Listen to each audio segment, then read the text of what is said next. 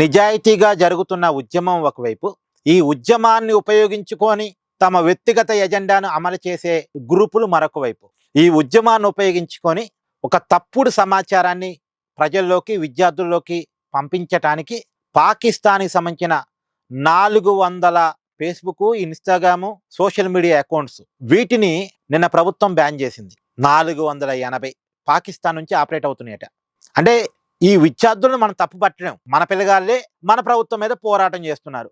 వాళ్ళకి ఏదో కావాలి, వాళ్ళు పోరాటం చేస్తున్నారు. కానీ దీన్ని ఆసరాగా తీసుకొని తప్పుడు సమాచారాన్ని వెదజల్లటానికి పాకిస్తాన్ 480 ఫేక్ అకౌంట్స్ ద్వారా ప్రచారం చేస్తుందంట. రకరకాల ప్రచారాలు. నిన్న చూడండి, ధర్మేంద్ర ప్రధాన్ రాజీనామా చేశాడు అని ఒక ఫేక్ లెటర్ని విద్యార్థుల్లోకి పంపించారు. తప్పు కదా, అది అబద్ధం.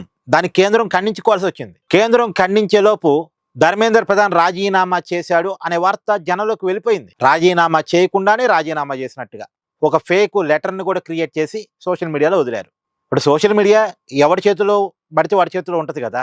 దొంగ చేతుల్లోనే ఉంటుంది, నిజమైన పోరాట యోధుడి చేతుల్లోనే ఉంటుంది. ఆ దొంగ ఏం చేస్తాడు? దొంగ వార్తలు పుట్టిస్తాడు. అందులో మనమంటే నచ్చినోళ్ళు, మనమంటే గిట్టనోళ్ళు ఇదే సంద అనుకొని దీన్ని ఆసరాగా తీసుకొని ఆ అబద్ధాలు, అసత్యాలు ప్రచారాలు చేసే వాళ్ళు కూడా ఉంటారు.